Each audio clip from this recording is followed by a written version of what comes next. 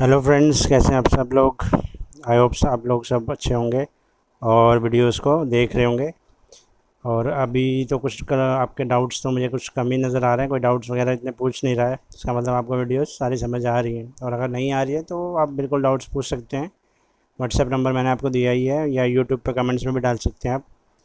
ठीक है। और मिशन CBSE क्लासेस को अब लाइक करें, शेयर करें और सब्सक्राइब करना ना भूलें बिल्कुल। और अपने ग्रुप्स में ज़रूर शेयर करें, व्हाट्सएप और फेसबुक पे। तो हमने लास्ट क्लास में अपना हम चैप्टर कर रहे थे केमिकल इक्वेशंस एंड रिएक्शंस, और वो हमने कर लिया था कॉम्बिनेशन रिएक्शन तक। बैलेंसिंग मैंने आपको करा दी है। ठीक है, आज उसके आगे से हमें करना था, तो आज स्टार्ट करते हैं वीडियो को और देखते हैं आज का हमारा क्या टॉपिक है। तो अगला हमारा टॉपिक क्या है इसमें, डिकम्पोजिशन रिएक्शन। इससे पहले हमने पढ़ा था कि कॉम्बिनेशन रिएक्शन, जिसमें क्या होता था, एक सिंपल आप दो रिएक्टेंट्स को मिला के एक प्रोडक्ट बना देते थे। तो यहाँ पर क्या होगा, बेसिकली एक रिएक्टेंट को हम स्प्लिट कर देंगे 2-3 पार्ट्स में। तो एक रिएक्टेंट होगा जिसके 2-3 सिंपल प्रोडक्ट्स बन जाएंगे, उसको हम कहते हैं डिकम्पोजिशन रिएक्शन। तो इसमें 3 टाइप्स की रिएक्शन आती है। पहला आपका है थर्मल डिकम्पोजिशन, दूसरा इलेक्ट्रोलिटिक डिकम्पोजिशन और तीसरा फोटोलिटिक डिकम्पोजिशन। थर्मल में क्या होता है, थर्मल का मतलब होता है हीटिंग। हीट करके आप एक रिएक्टेंट से उसके प्रोडक्ट्स बना सकते हो। तो हीटिंग से जो आप एक रिएक्टेंट को डिकम्पोज करोगे उसको बोलेंगे थर्मल डिकम्पोजिशन। और इलेक्ट्रोलिटिक में होता है, बेसिकली हम वाटर का करेंगे इसमें इलेक्ट्रोलिसिस, जिसमें वाटर को ब्रेक करेंगे हाइड्रोजन और ऑक्सीजन में, वो होता है इलेक्ट्रोलिटिक डिकम्पोजिशन। और तीसरा फोटोलिटिक। फोटोलिटिक में होता है in the presence of sunlight. अगर आप सनलाइट की प्रेजेंस में किसी रिएक्टेंट्स को ब्रेक करते हो, स्प्लिट करते हो, तो उसको कहते हैं फोटोलिटिक डिकम्पोजिशन। तो ये है हमारे बेसिकली इसमें 3 टाइप्स के डिकम्पोजिशन। इसको वन बाय वन करेंगे। पहले हमारा आएगा थर्मल डिकम्पोजिशन। तो उसकी रिएक्शंस क्या क्या हो सकती है वो मैं बताता हूँ आपको थर्मल डिकम्पोजिशन। तो आप वीडियो को पॉज करके इसको नोट करिए, फिर आगे बढ़ते हैं। तो ये देखते हैं हम पहले थर्मल डिकम्पोजिशन के एग्जांपल्स। ये पहली रिएक्शन है आपके सामने। फेरस सल्फेट को अगर आप हीट करोगे तो क्या आएगा, ferric oxide plus SO2 plus SO3, मतलब ferric oxide plus sulphur dioxide plus sulphur trioxide. तो ये दोनों तो गैसेज हैं, और फेरिक ऑक्साइड आपका सॉलिड आएगा पाउडर फॉर्म में। तो फेरस सल्फेट को ग्रीन कलर होता है ये इसका, अगर जैसे इसको हीट करते हैं तो इसका कलर फेड होने लगता है, और 2 गैसेज रिलीज होती हैं, सल्फर डाइऑक्साइड और सल्फर ट्राईऑक्साइड। ठीक है, तो ये पहली रिएक्शन है। ये थर्मल है क्योंकि हीट कर रहे हैं। हीट से हमने एक रिएक्टेंट को 3 प्रोडक्ट्स में स्प्लिट कर दिया, ferric oxide, sulphur dioxide, sulphur trioxide, 3 में स्प्लिट कर दिया। तो ये हो गया आपका डिकम्पोजिशन। तो थर्मल। और दूसरा भी एग्जांपल थर्मल का है कैल्शियम कार्बोनेट, जो आपका किसका फॉर्मूला है, मार्बल का। कैल्शियम कार्बोनेट को हीट करेंगे तो क्या बनेगा, क्विकलाइम, मतलब calcium oxide plus carbon dioxide gas release होगी यहाँ पे। और ये क्विकलाइम ही यूज़ होता है मैन्युफैक्चरिंग ऑफ सीमेंट के लिए भी। ये इसका एक यूज़ है, ये भी याद रखना, क्वेश्चंस में आ सकता है। तो ये भी आपका हीट करने से यह निकल रहा है, तो ये भी क्या है, थर्मल डिकम्पोजिशन। तो ये भी थर्मल डिकम्पोजिशन का एग्जांपल है दोनों। इसका ये एक एग्जांपल और है, लेड नाइट्रेट को अगर आप हीट करोगे तो वो भी थर्मल डिकम्पोजिशन में आएगा, वो बताता हूँ मैं क्या होगा।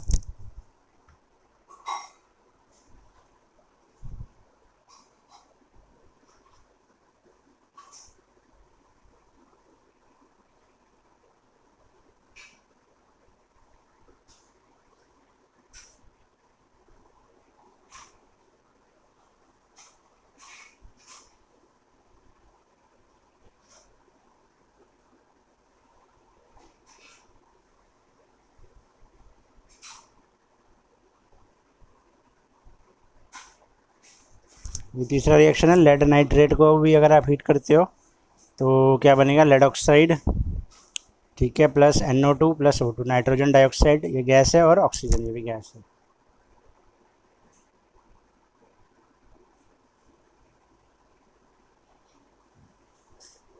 तो ये भी किसका एग्जांपल है, थर्मल डिकम्पोजिशन का। तो ये आप एग्जांपल्स ध्यान से करना, ये आपको रिएक्शन याद होनी चाहिए। इसके बाद हमारा अगला टॉपिक है इलेक्ट्रोलिटिक डिकम्पोजिशन। उसमें हमने बताया था अभी इलेक्ट्रोलिसिस ऑफ वाटर करके दिखाएंगे। तो ये एक तरह का सेटअप बनेगा आपका।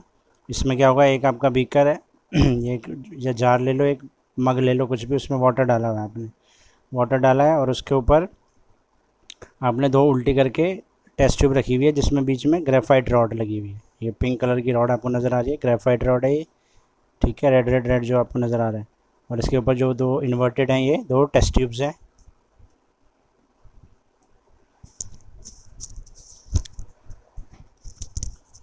और इन दोनों टेस्ट ट्यूब के ऊपर आपको नज़र जो आएगा वो देखो गैसेस लिखा है, ऑक्सीजन लिखा है, एक के ऊपर हाइड्रोजन लिखा है।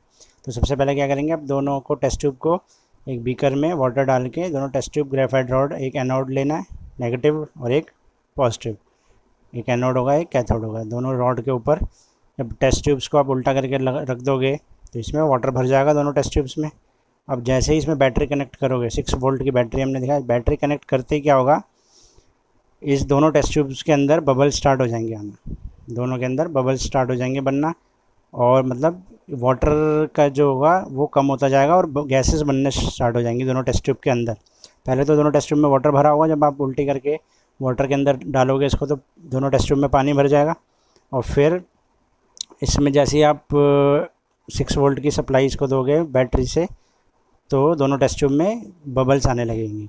तो बबल्स आते आते कुछ टाइम बाद इसमें क्या होगा, एक टेस्ट ट्यूब में ऊपर के सरफेस पे ऑक्सीजन गैस इकट्ठा हो जाएगी और दूसरे टेस्ट ट्यूब पर ऊपर के सरफेस में हाइड्रोजन गैस। तो हमें वो उसका भी टेस्ट करना है, वो हमें पता कैसे चलेगा कौन सी ऑक्सीजन है कौन सी हाइड्रोजन। आपको तो सिर्फ 2 गैसेस नज़र आएंगी कि वाटर आपका नीचे शिफ्ट हो जाएगा सारा और ऊपर का स्पेस एम्प्टी हो जाएगा, वहाँ पे गैसेस भरने स्टार्ट हो जाएंगी।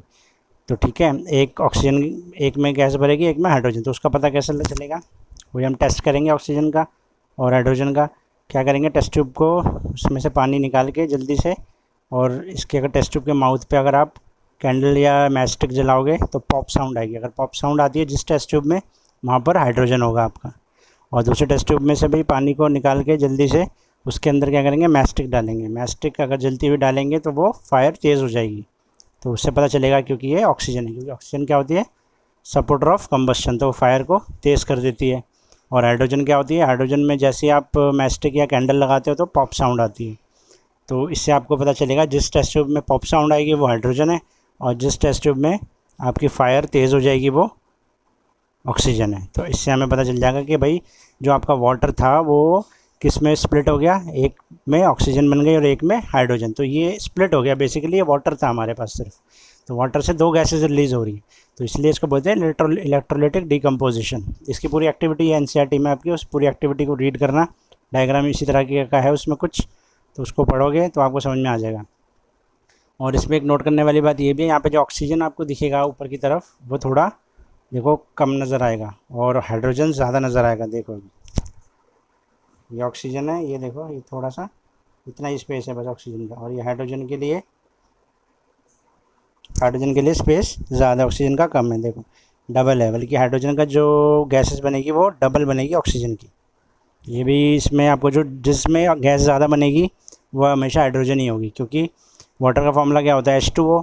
H2O का मतलब है कि हाइड्रोजन के 2 मॉलिक्यूल है, वाटर का 1 मॉलिक्यूल है H2O में, इसलिए हाइड्रोजन की जो भी कैपेसिटी होगी वो हमेशा ऑक्सीजन से डबल होगी। तो ये देखो हाइड्रोजन डबल बन रही है, हाइड्रोजन ज़्यादा स्पेस ऑक्यूपाई कर रहा है यहाँ पे ऊपर देखो।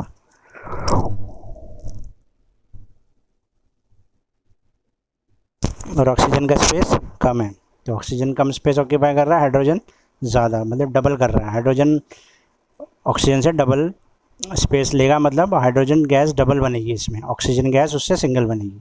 ठीक है, तो ये होता है बेसिकली आपका electrolysis of water, electrolytic decomposition कहते हैं इसको। तो इसमें वाटर आपका ब्रेक हो जाएगा किसमें, हाइड्रोजन प्लस ऑक्सीजन में।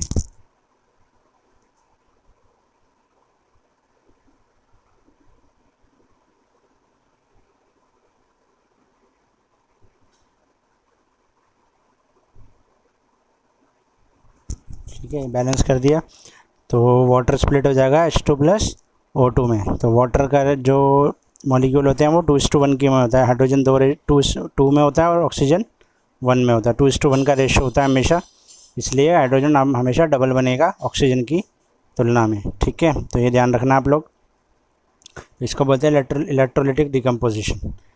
तो ये आपका था सेकंड पार्ट, इलेक्ट्रोलिटिक डिकम्पोजिशन। इसके बाद हम बढ़ेंगे, इसको एक बार एनसीईआरटी से पूरी एक्टिविटी रीड करना पहले, फिर आगे बढ़ना। और इसके बाद हम बढ़ेंगे अपना थर्ड टॉपिक पे, जो हमारा आएगा इलेक्ट्रोलिटिक के बाद है फोटोलिटिक डिकम्पोजिशन।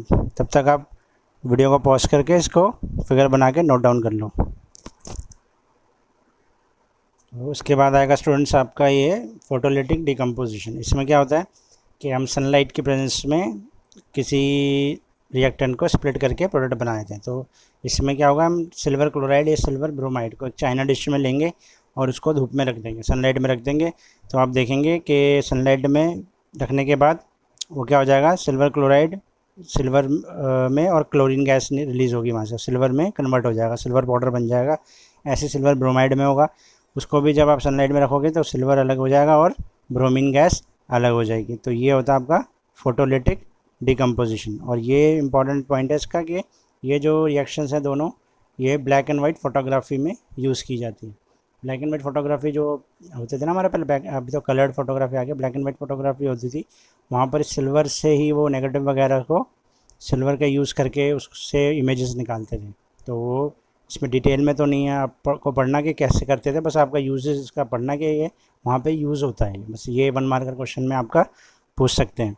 तो ये दोनों रिएक्शन है आपकी, सिल्वर क्लोराइड भी सिल्वर में इसको बैलेंस कर लेंगे तो बैलेंस करके ये आ जाएगा आपका 2AgCl और 2Ag हो जाएगा। ये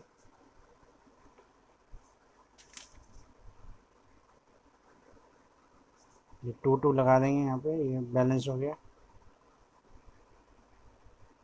ये 2 लगा दिया तो ये बैलेंस्ड हो गया आपका, ठीक है। और इसमें कलर भी आपसे पूछ सकते हैं। तो सिल्वर क्लोराइड जो होता है वो वाइट कलर का होता है, और वो जब सनलाइट के प्रेजेंस में रख के वो सिल्वर जब निकलता है तो वो ग्रे कलर का हो जाता है। और ऐसे सिल्वर ब्रोमाइड जो होता है आपका वो येलो कलर का होता है और वो भी ग्रे कलर में कन्वर्ट हो जाता है। तो आप कलर भी यहाँ लिख सकते हो, वाइट से ग्रे हो जाता है और वो येलो से ग्रे हो जाता है। तो मैं इसको नोट कर देता हूँ। इस तरीके से ये सिल्वर क्लोराइड वाइट कलर का होता है और ये ग्रे में कन्वर्ट हो जाता है। सिल्वर ब्रोमाइड आपका येलो कलर का होता है, ये भी ग्रे कलर में कन्वर्ट हो जाता है। तो कलर भी कई बार 1 मार्कर या MCQs में आ सकता है, तो इसलिए कलर भी बताना ज़रूरी था। तो ये हो गया आपका फोटोलिटिक डिकम्पोजिशन। तो ये बेसिकली हो गया आपका डिकम्पोजिशन रिएक्शन। इसको आप वीडियो पॉज करके नोट करें और आगे हम करेंगे अब इसके बाद अपना दूसरा डिस्प्लेसमेंट रिएक्शन। तो इसके बाद हमारा है इसमें displacement reaction. When a more reactive element displaces less reactive element from its compound। इसमें आएगा कि जब एक मोर रिएक्टिव एलिमेंट्स किसी कम रिएक्टिव एलिमेंट्स को उसके कंपाउंड में से डिस्प्लेस कर लेता है। तो इसमें जैसे आपका मैंने पहले भी एग्जांपल बताया था, आयरन नेल को जब डिप करेंगे कॉपर सल्फेट सोल्यूशन में, तो कॉपर सल्फेट का जो कलर होता है वो फेड हो जाता है और आयरन के ऊपर जो है वो आयरन सल्फेट का सोल्यूशन बन जाता है और कॉपर के ऊपर कलर चढ़ जाएगा ब्राउन। तो ये होता है बेसिकली, यहाँ पे आयरन मोर रिएक्टिव है कॉपर से, इसलिए वो कॉपर सल्फेट में से कॉपर को निकाल देगा और खुद अटैच हो जाएगा, तो आयरन सल्फेट का सोल्यूशन बन जाएगा और कॉपर को बाहर निकाल देगा। तो ये होता है डिस्प्लेसमेंट रिएक्शन, जहाँ पे एक मोर रिएक्टिव एलिमेंट किसी लेस रिएक्टिव एलिमेंट को डिस्प्लेस कर लेता है, ठीक है।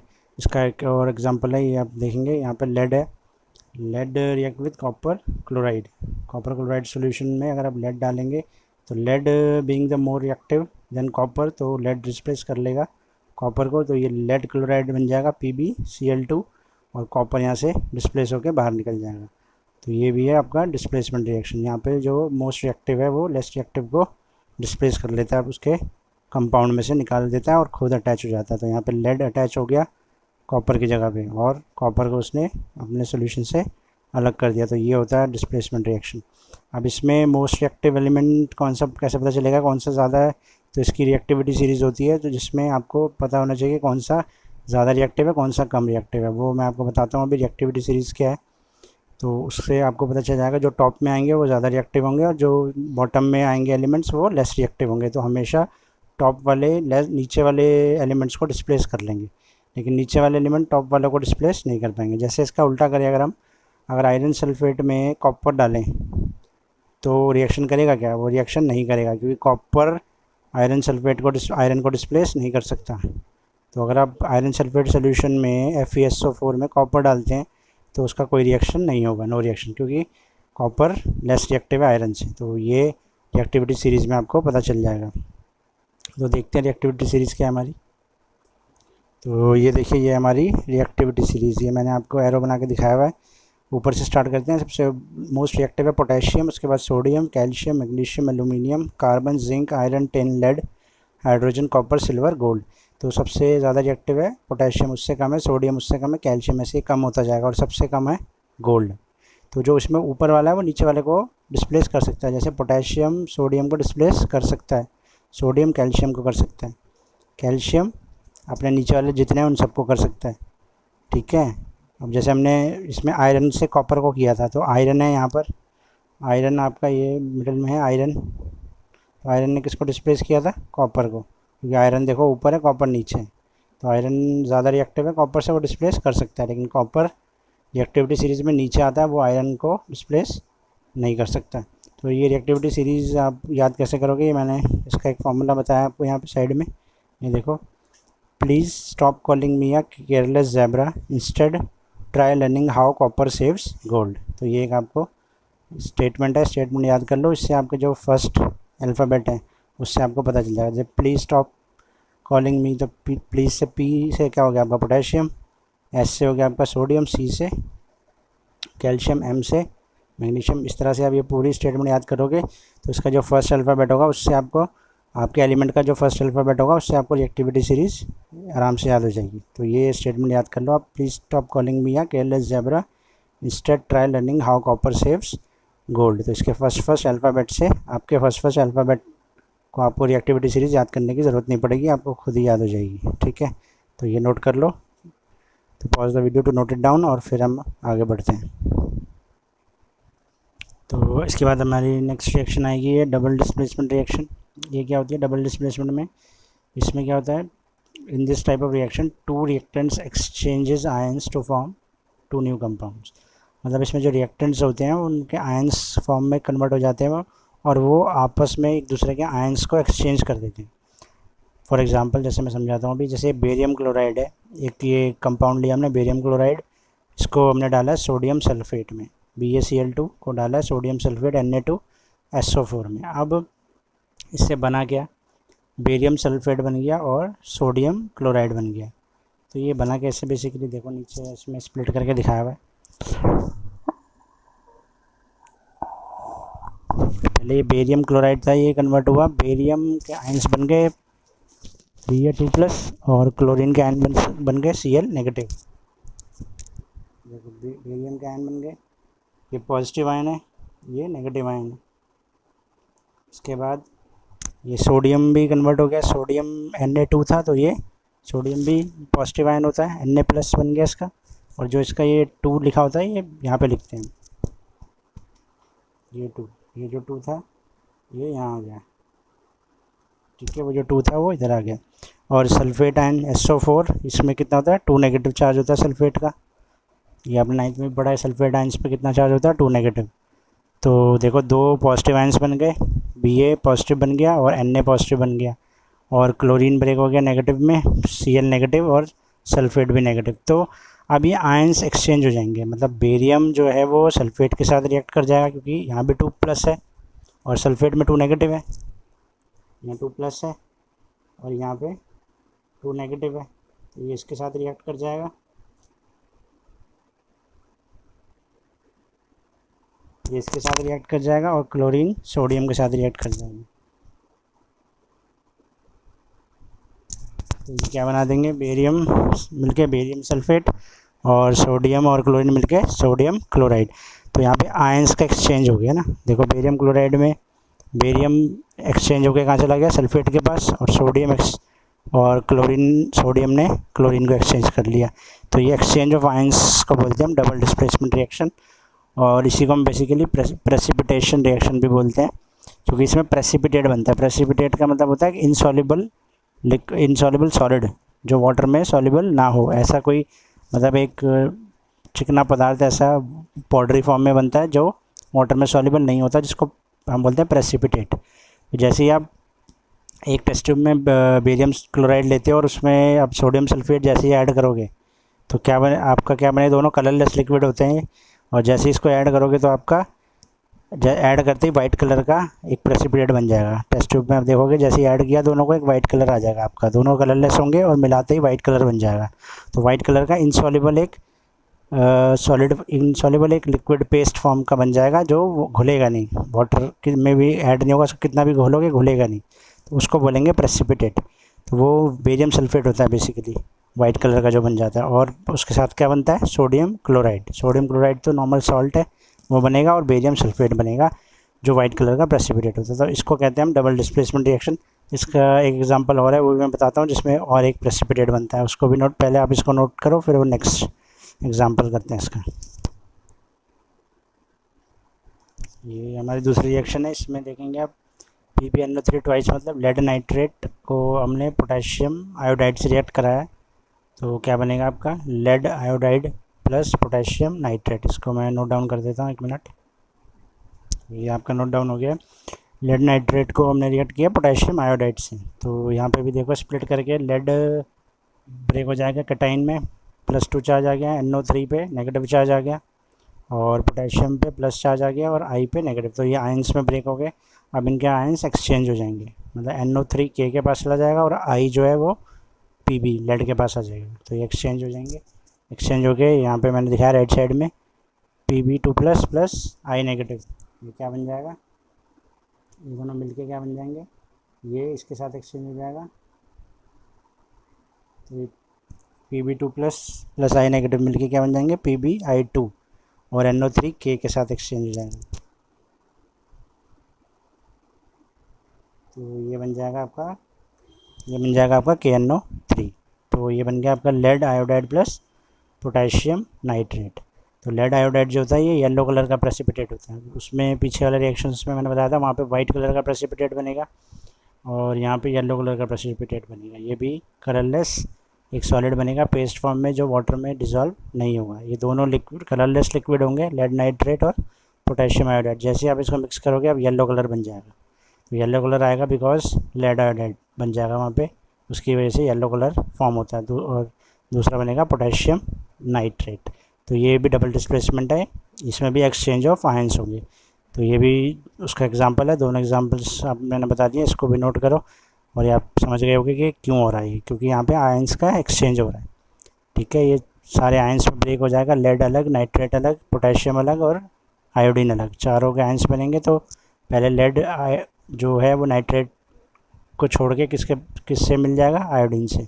तो लेड दूसरे वाले आई से कंबाइन कर लेगा, और पोटेशियम जो K है वो NO3 से कंबाइन कर लेगा। ठीक है, तो इससे ये बन जाएगा लेड आयोडाइड और पोटेशियम नाइट्रेट। तो ये हमारा है डबल डिस्प्लेसमेंट का दूसरा एग्जांपल। तो इसको करो, आप नोट करो, pause the video to note it down. फिर अब नेक्स्ट करते हैं आगे। डबल डिस्प्लेसमेंट के बाद हमारा आएगा रिडॉक्स रिएक्शन। रिडॉक्स का मतलब होता है जिसमें रिडक्शन और ऑक्सीडेशन दोनों होती है। ऑक्सीडेशन रिडक्शन रिएक्शन को रिडॉक्स रिएक्शन बोलते हैं। वो होता क्या है वो बताता हूँ। उसमें ऑक्सीडेशन और रिडक्शन दोनों हो गया आपके साइमल्टेनियसली, दोनों चलेंगी, तो उसको बोलते हैं रिडॉक्स रिएक्शन। तो वो हम लिखते हैं पहले, फिर आपको समझाता हूँ क्या है वो। हाँ, तो बड़ी गर्मी लग रही है, कूलर चला लो पहले, ठंडा हो जाएगा। दिन में और आएगा।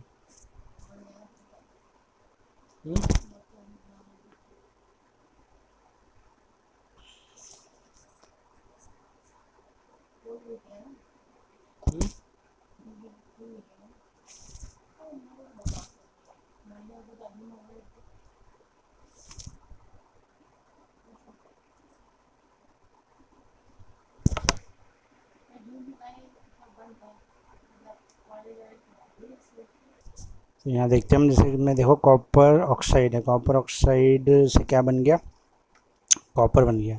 तो कॉपर ऑक्साइड से अगर कॉपर बन गया, इसका मतलब इसमें से ऑक्सीजन रिमूव हो गया, CuO में से O निकल गया, तो रिमूवल ऑफ ऑक्सीजन हो गया। जब रिमूवल ऑफ ऑक्सीजन होता है तो उसको बोलते हैं रिडक्शन। तो मतलब यहाँ पर क्या हो गई, रिडक्शन। इसमें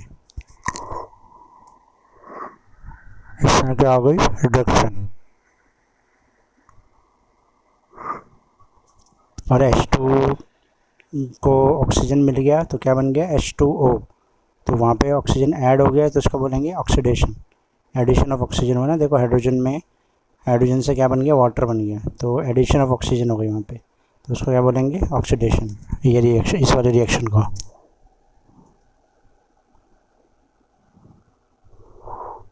ये ऑक्सीडेशन हो गई, और पहली वाली जो है वो रिडक्शन हो गई, क्योंकि वहाँ पे रिमूवल ऑफ ऑक्सीजन हो गया। तो क्योंकि रिमूवल ऑफ ऑक्सीजन क्या होता है हमारा, रिडक्शन होता है। एडिशन ऑफ हाइड्रोजन और रिमूवल ऑफ ऑक्सीजन में से एक होना चाहिए दोनों में से, तो हमारा इसमें क्या हो रहा है, रिमूवल ऑफ ऑक्सीजन हो रहा है, तो इसको हम बोलेंगे रिडक्शन। और दूसरे H2 में क्या हो रहा है, एडिशन ऑफ ऑक्सीजन, तो उसको हम बोलेंगे ऑक्सीडेशन। तो इस तरीके से होता है ये ऑक्सीडेशन रिडक्शन, दोनों हो रहा है इस रिएक्शन में, इसलिए इसको बोलेंगे रिडॉक्स रिएक्शन। ठीक है, एक एग्जांपल और बताते हैं। दूसरा एग्जांपल और है इसमें, MnO2 रिएक्ट विद HCl में manganese oxide react with hydrochloric acid, तो इससे बनेगा MnCl2 plus H2O plus Cl2। तो ये रिएक्शन है। तो इसमें ऑक्सीडेशन रिडक्शन कैसे पता चलेगी, देखो MnO2 इसमें ऑक्सीजन है, और अगली राइट हैंड साइड पे क्या बन गया, MnCl2, तो मतलब यहाँ से ऑक्सीजन निकल गई, तो रिमूवल ऑफ ऑक्सीजन हो गया। जब रिमूवल ऑफ ऑक्सीजन को हम क्या बोलते हैं, रिडक्शन। ठीक है, हमने डेफिनेशन में पढ़ा है रिमूवल ऑफ ऑक्सीजन क्या होता है, रिडक्शन, तो ये हो गया रिडक्शन।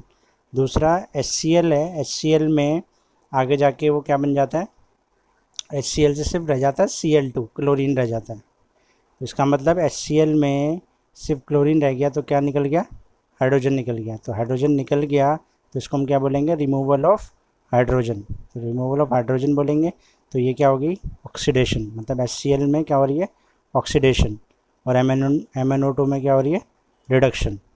ठीक है, तो ये हो गया आपका ऑक्सीडेशन और रिडक्शन। अब इसके बाद मैंने बताया आपको कि आप ये भी पढ़ना है आपने कि ऑक्सीडाइजिंग एजेंट कौन सा होता था, substance getting reduced is known as oxidising agent. तो यहाँ पे रिड्यूस कौन हो रहा है, यहाँ पे MnO2 रिड्यूस हो रहा है। MnO2 किस में रिड्यूस हो रहा है, MnCl2 में। तो MnO2 क्या है हमारा, रिड्यूस हो रहा है, तो वो ऑक्सीडाइजिंग एजेंट है। क्योंकि जो खुद रिड्यूस होता है उसको हम क्या बोलते हैं, ऑक्सीडाइजिंग एजेंट। या डेफिनेशन में देखो, the substance getting reduced is known as oxidising agent, और the substance getting oxidised is known as reducing agent. तो जो खुद रिड्यूस हो रहा है वो उसको ऑक्सीडाइजिंग एजेंट बोलेंगे। तो यहाँ पर MnO2 रिड्यूस हो रहा है, तो उसको हम क्या बोलेंगे, ऑक्सीडाइजिंग एजेंट। और दूसरी डेफिनेशन है, the substance getting oxidised is known as reducing agent. यहाँ पे ऑक्सीडाइज कौन हो रहा है, HCl ऑक्सीडाइज हो रहा है ना। देखो एक दूसरी रिएक्शन भी है, HCl रिमूवल ऑफ ऑक्सीजन, यहाँ पे रिमूवल ऑफ हाइड्रोजन हो रहा है, तो रिमूवल ऑफ हाइड्रोजन क्या है, ये ऑक्सीडेशन।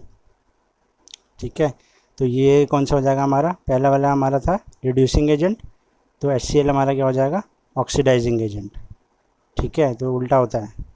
तो MnO2 में क्या हो रहा है, रिडक्शन, और HCl में क्या हो रहा है, ऑक्सीडेशन। तो MnO2 हमारा क्या हो जाएगा, ऑक्सीडाइजिंग एजेंट, और HCl हमारा क्या हो जाएगा, रिड्यूसिंग एजेंट। ठीक है, तो ये इस तरह से होती है रिडॉक्स रिएक्शन। इसके एक दो एग्जांपल आप और ट्राई करना है, करके देखो, समझ में नहीं आता तो फिर इसमें डाउट में इसको डालना, कमेंट्स में डालो, डाउट में डालो, फिर मैं इसके 2-3 एग्जांपल और लेके फिर और समझाऊंगा आपको कि क्या ऑक्सीडेशन रिडक्शन है। एक दो पहले आप ये जो दो इसमें एग्जांपल्स दिए इनको ध्यान से करो, इनको समझो पहले कि ऑक्सीडेशन क्या है, रिडक्शन क्या है। ठीक है, ऑक्सीडेशन रिडक्शन भी समझ में आ गया तो ऑक्सीडाइजिंग एजेंट रिड्यूसिंग एजेंट भी समझ में आ जाएगा। ठीक है, वो उल्टा चलता है फिर। ठीक है, जो खुद रिड्यूस होगा सब्सटेंस उसको ऑक्सीडाइजिंग एजेंट बोलेंगे, और जो खुद ऑक्सीडाइज होगा सब्सटेंस उसको रिड्यूसिंग एजेंट बोलते हैं। तो ये हमारा रिडॉक्स रिएक्शन में ऑक्सीडेशन रिडक्शन रिएक्शन, इसको ध्यान से करो और ये नोट करो पहले पॉज करके वीडियो, उसके बाद इसको पूरे सारे रिएक्शंस कॉम्बिनेशन से लेके रिडॉक्स तक एक बार सारे स्टडी करो, इसके डाउट्स निकालो।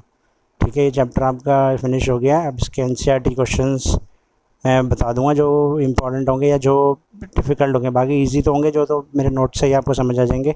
बाकी नोट्स को साथ में रख के एक बार NCERT ज़रूर रीड करना। मैंने आपको पिछली वीडियो में भी कहा था कि NCERT साथ में रख के रीड करो अभी स्टार्टिंग के लिए, बाद में आपको NCERT की ज़रूरत नहीं पड़ेगी, बाद में सिर्फ नोट्स ही काम आएंगे आपके।